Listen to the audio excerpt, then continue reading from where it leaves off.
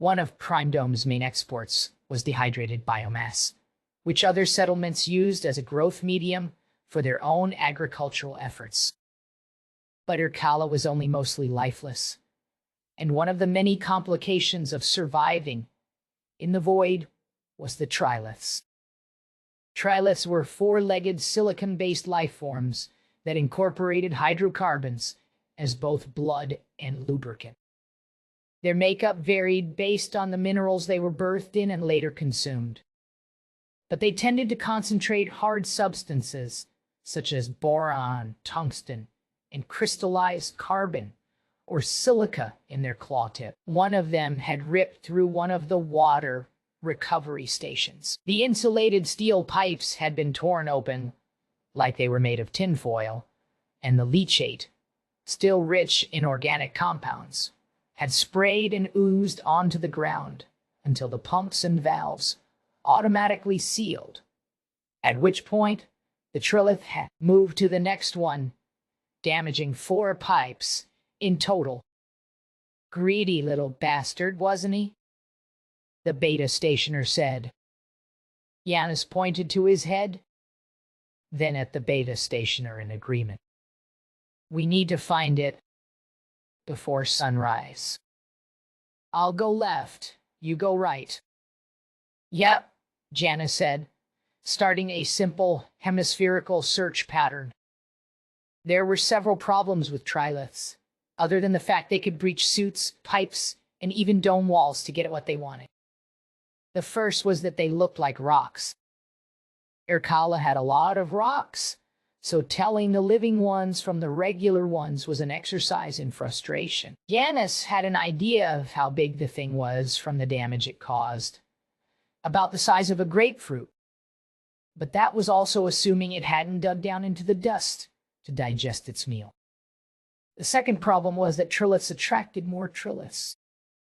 They would investigate light sources and mechanical rhythms, and they could see the light shift from organic compounds breaking down in vacuum.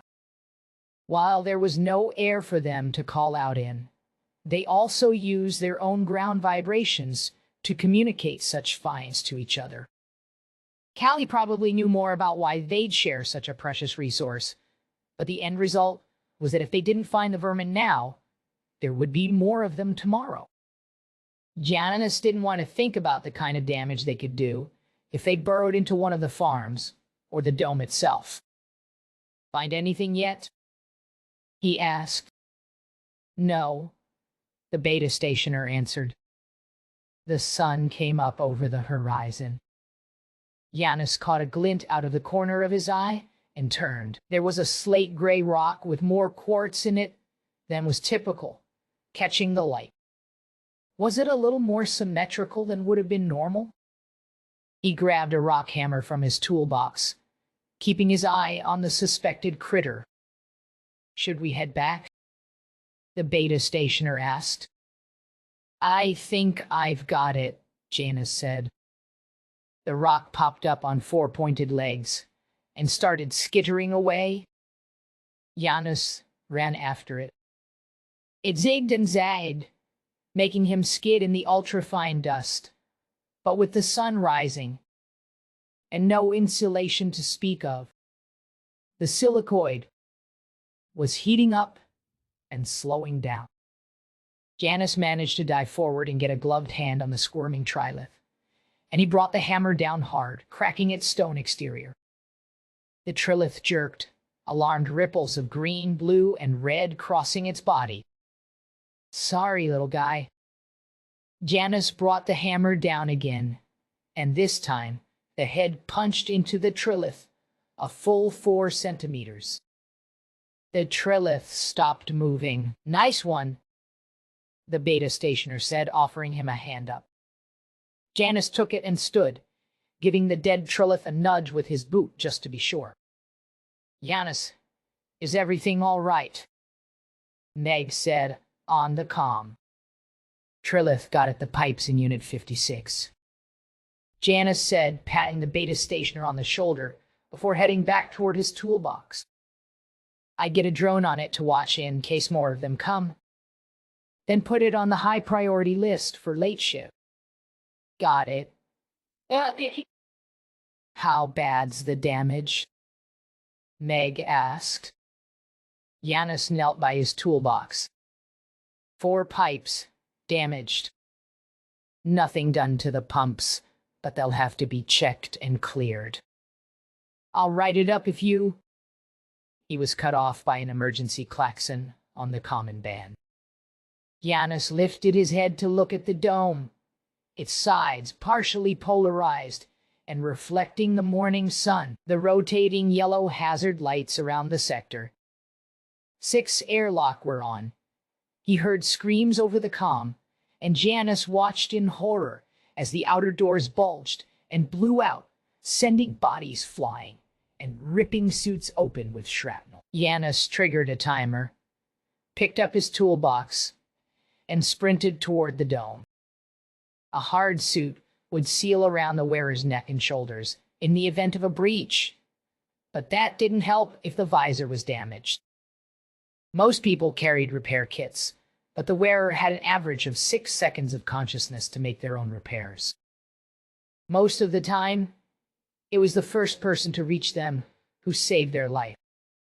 From the moment a hard suit worker passed out without air, they had 1 to 2 minutes before hypoxia started to do permanent brain damage. That was 66 seconds at worst to get them sealed up, make sure their air supply was working, and move to the next victim before their lives changed forever. After 4 minutes without air, they weren't coming back. Janus ran. He was one of the first to react, although far from the closest, and other hard suit workers were converging on the airlock as fast as their legs could carry them. Janus was breathing hard, suit heating up, fog blurring his visor. As he pulled up to the site, he saw there were dozens of injured people on the ground, and only 5 or 6 people working on them. He moved to the nearest suit. 51 seconds since the outer door blew open.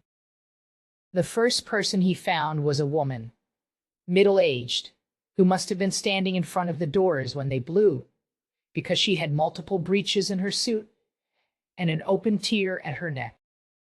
The readout on her chest was nothing but red.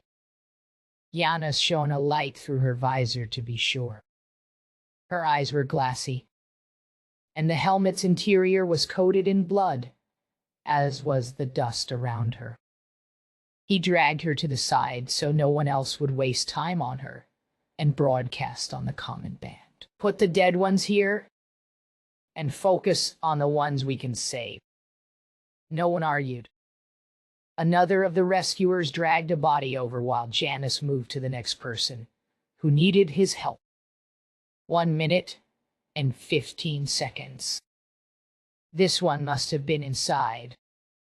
Her visor was cracked, and the suit pressure warning was flashing red.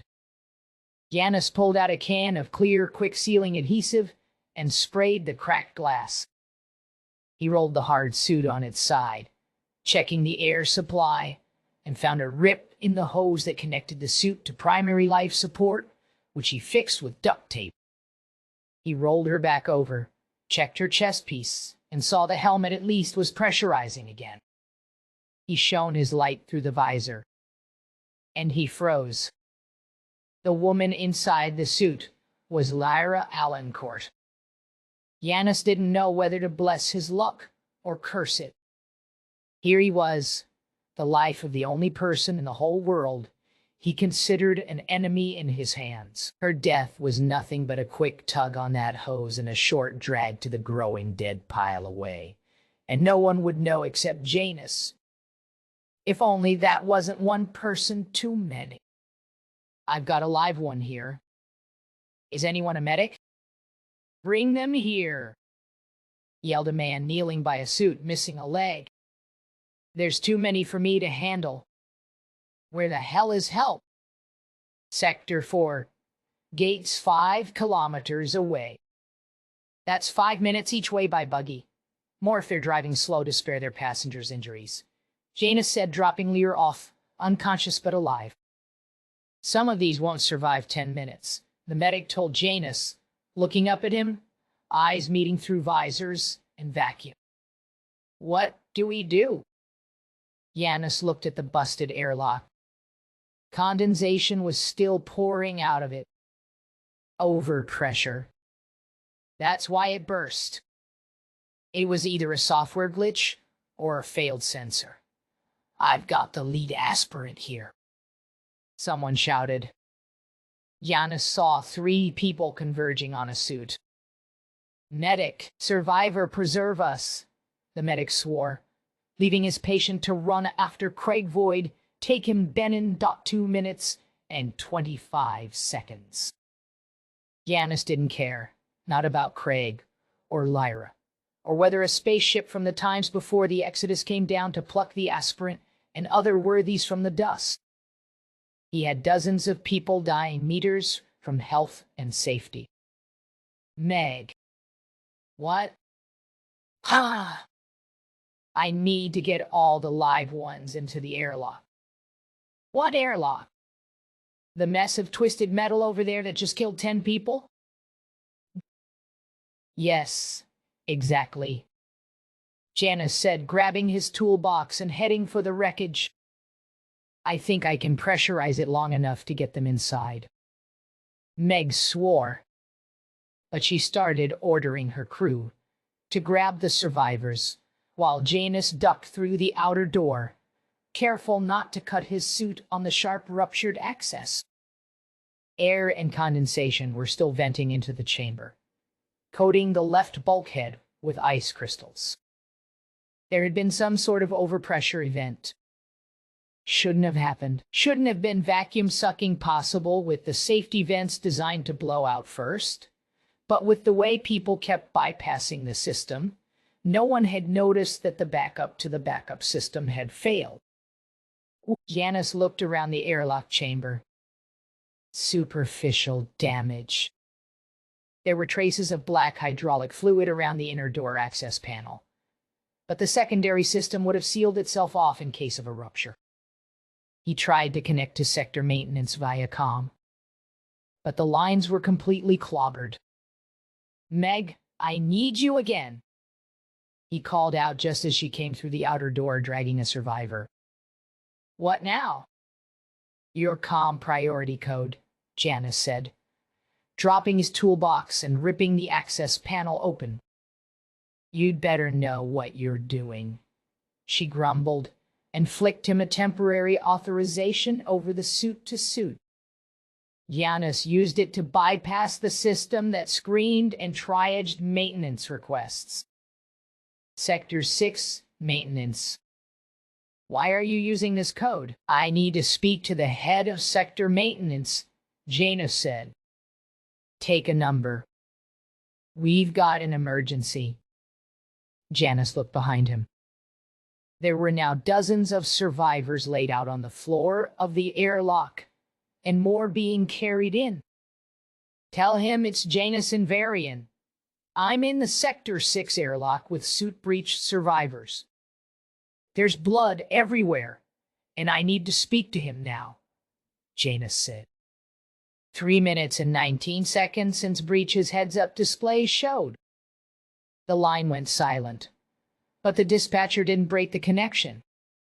Janus used the time to fit 2 repair clamps above and below the main hydraulic pump where the lines had blown.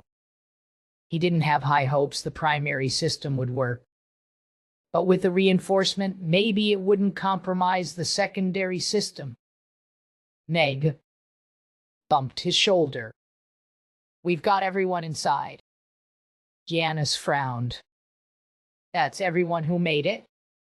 The people helping the aspirant are waiting for a buggy to carry him to Sector 4. That's a mistake, Janus said. They're scared, Janus. One of them tried to swing a wrench at me,